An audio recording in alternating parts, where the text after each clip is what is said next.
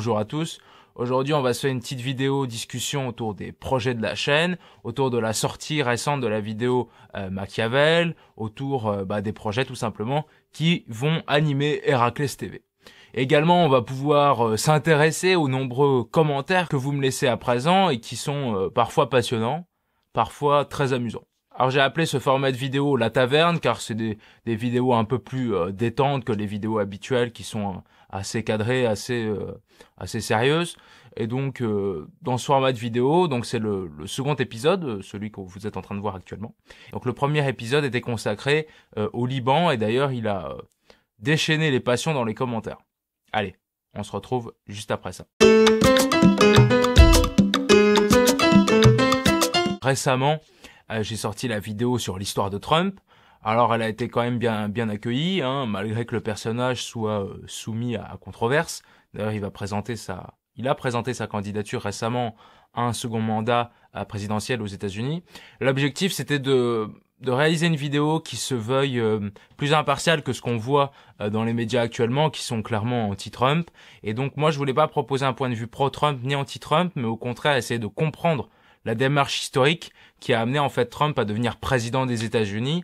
Et encore aujourd'hui, beaucoup de gens n'ont pas compris comment il était devenu président. Et donc pour moi, c'était important de faire une vidéo qui montre qu'en fait, le déroulement de l'actualité n'est pas aussi, incompréhensible qu'on veut bien le croire. Et quand on connaît un petit peu l'histoire, on se rend compte qu'en fait, l'élection de Trump n'avait rien de vraiment si étonnant.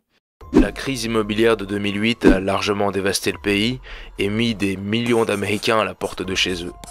Dans le sillage de la crise économique, des mastodontes de l'industrie américaine ont acté leur départ des États-Unis, accélérant la désindustrialisation du pays. Parallèlement à cela, la dette des États fédérés qui constituent les États-Unis a explosé et la plupart d'entre eux ont diminué les protections sociales par mesure d'économie, fragilisant encore plus la classe moyenne américaine. L'endettement de la classe moyenne explose également pour faire face à la stagnation des revenus.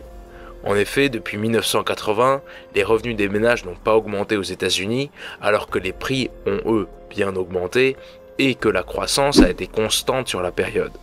En effet, les classes supérieures bénéficient depuis les années 90 d'un nombre incalculable de mesures protectrices. Sous Bush, les déséquilibres s'accélèrent encore plus en faveur des riches.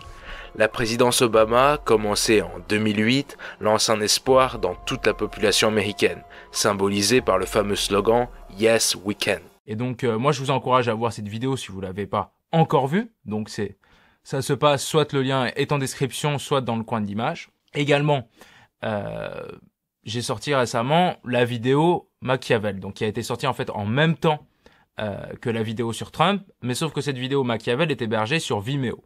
Et alors donc elle est en accès payant. Alors pourquoi est-ce que j'ai réalisé cette vidéo? Ça rejoint deux objectifs. La première, c'est que je veux lancer une série de vidéos sur Vimeo pour sortir de YouTube. Parce que donc le problème avec YouTube, c'est que vous savez, au niveau de la monétisation, c'est assez compliqué. Quand on a plusieurs milliers d'abonnés, on gagne quelques dizaines d'euros maximum par mois. Quand on a des centaines de milliers, on en gagne quelques centaines d'euros. Si on fait des vidéos, à la Norman, on fait pas mal d'argent, on fait des sponsoring et tout ça. Mais quand on est un créateur de base, c'est pas le cas. Et donc moi, je me suis dit, on a quand même un problème sur YouTube, c'est qu'on dépend de la pub. Donc pour sortir de cette dépendance, j'ai voulu créer des formats de vidéos payants.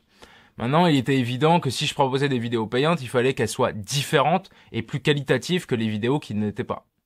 Alors donc c'est pour ça que j'ai pensé à créer une série de vidéos payantes qui vont reprendre en fait l'héritage, les préceptes des plus grands philosophes de l'histoire et essayer de vous montrer comment est-ce qu'on peut les appliquer directement dans sa vie.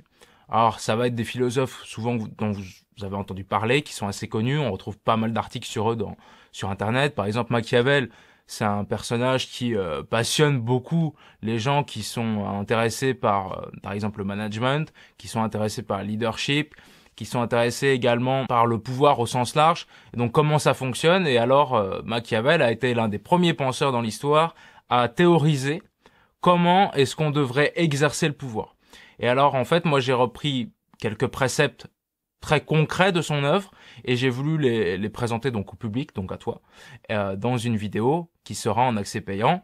Donc elle est à 2,99 € si tu veux l'avoir juste en streaming, et si tu veux l'acheter, donc la voir et la télécharger comme tu veux, c'est 4,99 €, et donc c'est disponible sur le lien en description. Les deux objectifs, c'est devenir plus indépendant vis-à-vis de YouTube, et donc commencer à créer des produits qui ne soient pas hébergés sur YouTube et qui permettent de pas être dépendant même des nouvelles politiques de contenu régulièrement mises en place par le bot YouTube.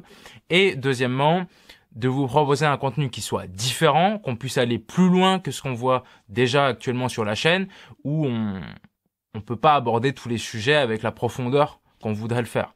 Et dans ces vidéos payantes, je peux le faire justement. Et donc, si vous voulez me soutenir, c'est quand même pas très onéreux, hein, 2,99 €. Et ben, vous avez juste à cliquer sur le lien en description, aller voir, il y a des bandes annonces et tout ça. J'ai même pu réaliser une partie de la vidéo avec un cinéaste amateur qui habite dans ma région, et donc qui s'appelle Mike Dewart.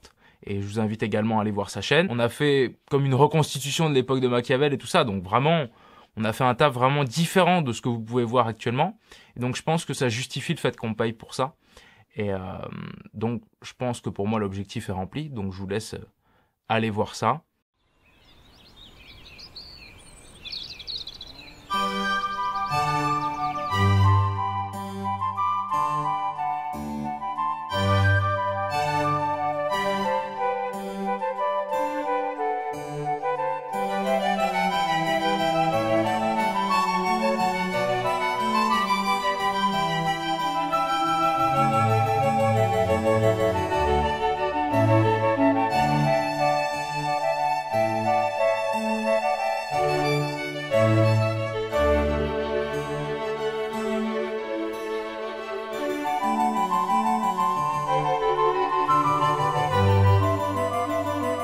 Et voilà, ça vous permettra de soutenir les créateurs directement et pas donner de l'argent sur Tipeee ou bien voir des pubs sur Utip. C'est un modèle de développement économique que je soutiens pas trop, hein. Quand on est dépendant de la pub ou bien des dons, en général, ça fonctionne pas très longtemps. Ceci étant dit, je vois également que on se rapproche des 1000 abonnés, hein. On a dépassé les 900, à l'heure où je vous parle, on est environ 940. Et donc je me dis, tiens, c'est quand même pas mal parce qu'on a mis plus de 1 an et demi entre début 2016 et fin 2017 à atteindre les 100 abonnés. Entre 2017 et 2018, entre fin 2017 et fin 2018, on est passé à 400 abonnés. Et là, depuis fin 2018 et mi-2019, on est passé de environ 350-400 à quasiment 1000. Donc ça fait plaisir. Donc l'objectif, ça va être évidemment d'arriver aux 1000 les plus rapidement possible. Et puis après, de monter à 10 000 abonnés, hein, c'est évidemment la base. Vu que j'ai quand même plus de monde qui voit mes vidéos, il y a quand même, il y a quand même beaucoup plus de vues au niveau mensuel. Ça a été notamment dû à certains formats qui ont bien marché, par exemple comme la vidéo sur le Brexit, mais également par exemple ma vidéo Néron. C'est une vieille vidéo, mais qui aujourd'hui dépasse 5000 vues, donc ça fait quand même plaisir. Et ben j'ai de plus en plus de commentaires, et je vous propose qu'on découvre ça ensemble. Les quelques commentaires tantôt amusants, tantôt intéressants qu'on peut trouver sur ma chaîne. Je prends le document Word, évidemment, où on retrouve nos commentaires adorés. Alors tout d'abord, je voudrais remercier ceux qui laissent des commentaires intéressants. Je pense notamment à mon ami Jean-Pierre Lemaire, hein. Donc, je ne le connais pas, mais il me laisse des bons commentaires, donc je voudrais quand même te remercier. Parce qu'il y en a un notamment que j'ai bien aimé. Tu l'as laissé sur la vidéo sur Charles Quint, donc c'est une vidéo qui est pas loin des 1000 vues aujourd'hui. Et alors en fait, on a pu causer dans les commentaires du fameux menton des Habsbourg. Vous savez, ils avaient un menton proéminent. Et alors, tu m'as laissé un commentaire assez intéressant. Alors là, tu dis, eh oui, puisque le père de Charles II avait épousé la fille de sa sœur, ça donne déjà une idée, hein. Il était également le grand-oncle de son fils. Bon, essayez de comprendre. Un ambassadeur français aurait dit que Charles était si laid qu'il en avait peur. Ce qui n'a pas empêché Louis XIV de marier sa nièce à Charles. La pauvre. Mais attention, on a quand même dédié une ville à Charles, roi d'Espagne. C'est la ville de Charleroi, en Belgique actuelle. Donc avec d'ailleurs la place Charles II au centre de la ville. Et oui, c'est assez marrant. Donc dû à une industrialisation sauvage et rapide au 19e siècle, et à la désindustrialisation même plus brusque et rude à partir de 1960, Charleroi passe comme une des villes les plus laides de Belgique. Hein, comme quoi elle fait bien honneur au roi qui lui a donné son nom. Et hors de ça, je veux quand même m'excuser auprès de mes compatriotes Carolo, puisqu'à présent, beaucoup d'artistes de tout genre sont attirés par ce côté post-industriel. Ah, merci Jean-Pierre pour ce commentaire, toujours intéressant. On notera sûrement que tu es belge, donc ça fait toujours plaisir d'avoir des petits Belges en commentaire. Ayant vécu en Belgique. Alors, en dehors de Jean-Pierre, on a également quelques commentaires assez marrants, beaucoup moins sérieux. Par exemple, sur les vidéos sur le Liban, je vous ai dit, donc le premier épisode de La Taverne, c'est consacré au Liban, donc les origines des Libanais, blablabla. C'est un sujet qui intéresse beaucoup de gens. Eh ben, il y a eu un duel dans les commentaires pour savoir si les Libanaises étaient vraiment jolies ou pas. Parce qu'il faut savoir qu'il y a une légende urbaine qui dit que les Libanaises sont bonnes. Et alors, on a tout d'abord Douni Douni, qui nous dit que la beauté des Libanaises est extrêmement cliché. Et surtout, c'est des heures de maquillage et des lentilles sur les yeux pour les avoir clairs et des photos retouchées ER, évidemment, car c'est du mannequinat santé, et le mannequinat santé libanais s'est inventé un propre style. Et les mannequins libanaises sont très superficiels, et le superficiel a fait le mannequinat libanais malheureusement. Ce à quoi Marcel Delis, donc un autre commentateur, répond « Qu'est-ce que tu parles des Libanaises, trou du cul? Elles sont connues pour leur beauté feu, je suppose de feu, depuis des siècles, bien avant la chirurgie et le maquillage. Bande de jaloux, aucune communauté nous arrive à la cheville, et ça dans le monde entier. Nous on s'aime et on s'aide entre nous partout. » C'est bien, CF Carlos Ghosn. Vous pouvez essayer de critiquer la vérité. On a prouvé qu'on est non seulement les meilleurs hommes d'affaires sur cette terre. Ah bah oui, ça, on va pas lui enlever. Et en 2006, tu peux demander à Tsahal, l'armée couche-culotte, c'est qui les guerriers? Alors les rageuses, fermez la vôtre, grosse gueule, à tout jamais. Voilà. Donc que ce soit clair, Douni Douni, ne critique pas la beauté des Libanaises, car tu t'exposes à des représailles. Ah franchement les gars, j'ai trop kiffé ce débat. Et alors on a également d'autres gens qui pensent que je suis libanais. Petite référence ethnique. Ou alors on a également dans les commentaires un fameux chrétien sans H, marounite. Donc moi je connaissais pas. Je connaissais les chrétiens maronites, mais enfin bon, les chrétiens maronites sont présents dans mes commentaires.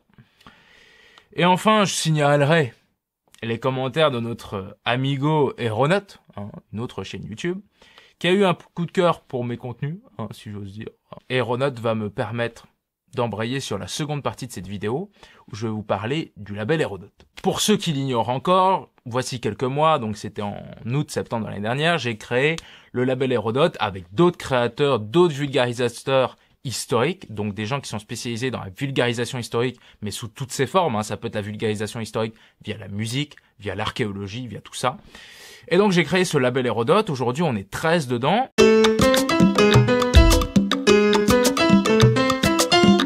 On a 2 nouveaux entrants qui sont arrivés lors des dernières semaines. Tout d'abord Aeronaut, que je vous ai déjà présenté grâce à ses commentaires. Donc c'est un jeune créateur vidéo qui fait franchement des trucs top. Allez voir notamment sa dernière vidéo sur le Batavia. Alors lui, il est plus spécialisé sur les anecdotes de l'histoire. Vous voyez, vraiment des trucs assez surprenants. Donc moi, je vous conseille vraiment sa chaîne. C'est vraiment très qualitatif. Et quand on voit aujourd'hui, il tourne autour de la centaine d'abonnés. Mais franchement, il fait des vidéos très qualitatives et ça fait plaisir de voir des mecs qui arrivent comme ça, qui ont des vidéos vraiment pas mal. Vraiment qualitatives. C'est pas, vous voyez, ça pue pas l'amateurisme. Au contraire, c'est vraiment bien fait. Et donc je vous encourage à aller le voir, je vous mets sa vidéo dans le coin de l'écran et également vous retrouvez sa chaîne dans la description. Également, un autre membre est rentré récemment, c'est Musique Antique, donc lui, il va plus aborder l'histoire sur un point de vue musical, il y a notamment sa vidéo sur le Mozart noir, qui est vraiment pas mal du tout, et donc je vous encourage également à découvrir sa chaîne. Donc c'est le deuxième créateur vidéo qui aborde l'histoire sur un point de vue musical, on avait déjà Métalleux Curieux. Lui, c'est plus l'histoire. Donc, en fait, il va reprendre il va reprendre des chansons de métal qui contiennent souvent des références historiques et il va les analyser. Par exemple, on pensera à Sabaton et compagnie. Lui et Musique Antique sont les 2 représentants musicaux du label Hérodote.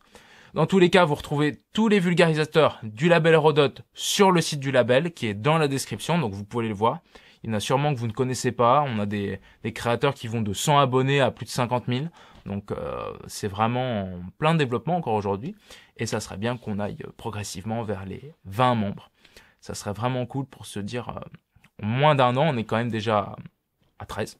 Et ça fait quand même plaisir. Sachant que à l'origine, j'avais contacté quand même pas mal de créateurs.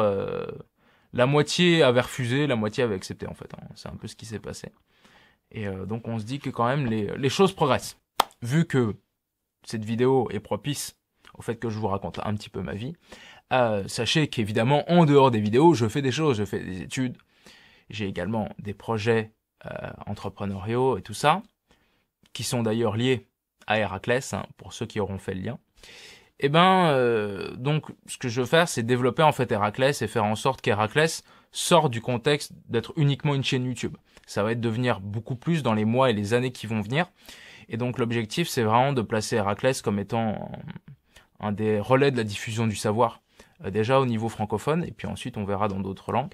Donc j'ai pas mal de projets là-dedans, notamment dans les podcasts et tout ça. Donc j'ai des gens qui collaborent avec moi, notamment sur l'écriture, sur la diffusion et tout ça des podcasts. Ceci faisant, je suis amené des fois à faire des présentations orales où je raconte un petit peu mes projets, où je raconte par exemple même mes pensées au niveau de l'histoire de la France, au niveau de ses institutions actuelles et tout ça. Récemment, j'ai fait 2 discours, un à ma fac, et puis un à l'école militaire à Paris, donc devant un public assez militarisé, hein, vous l'aurez compris. Et donc, alors, le premier discours que j'ai fait à ma fac, il est déjà disponible, donc vous allez pouvoir en voir un extrait juste après ça. Et le discours que j'ai fait à l'école militaire, qui lui parle davantage de sujets institutionnels et historiques, sera disponible dans les semaines qui viennent. Donc je referai sûrement une petite vidéo pour vous la présenter. Et donc comme ça, vous voyez un petit peu ce que je fais en plus de la chaîne, en tout cas en dehors de l'écran, en dehors du petit écran. Et je pense que c'est toujours bien de savoir un petit peu ce que je fais. Et je propose également qu'on se fasse des petites vidéos taverne comme ça, un petit peu plus régulièrement. Comme ça, je vous tiens également au courant de mes projets. Et je pense que ça peut être intéressant. En tout cas, voilà. Tu veux me soutenir? Tu me laisses un commentaire. Tu me laisses un pouce. Tu t'abonnes. Surtout, tu t'abonnes. Hein, parce que bon, voilà. Tu m'aides à me référencer mieux en faisant ainsi.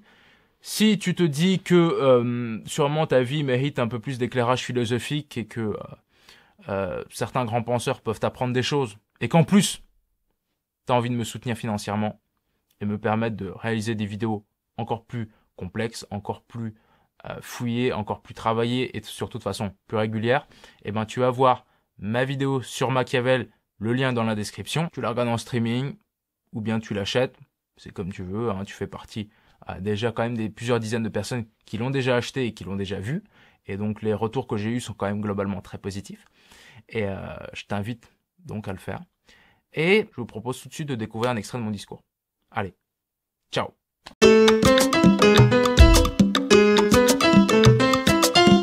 Qui est un professeur que j'ai énormément respecté, mais également un homme qui m'a inspiré.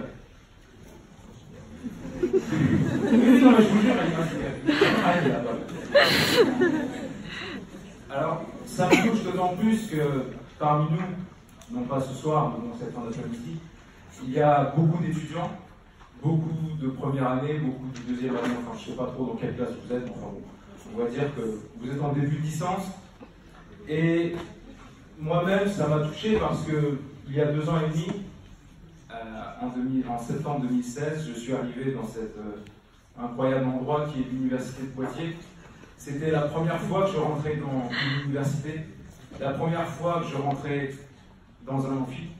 Et pour les premières heures que j'ai eu à passer ici, j'ai eu Madame Bozil qui était au milieu d'Amphi 400 et qui pendant plusieurs heures m'a expliqué l'alpha et l'oméga de la fac de Poitiers. Je dois vous avouer que non seulement j'étais assez déconcerté, mais également un petit peu en sueur, je pense qu'on peut dire. J'étais même en PLS. C'est le minimum que je puisse dire. Ça me touche d'autant plus d'être ici, car je vois que vous avez survécu à la rentrée. Il faut savoir que moi-même, 28 jours après la rentrée de 2016, donc lors de ma première année, j'ai appelé ma mère et je lui ai dit « Maman, je peux plus, la fac, là, franchement, je me remets. Et là, elle m'a dit cette phrase extrêmement pédagogique, tais-toi et travaille. C'est pour ça que je suis ici devant vous.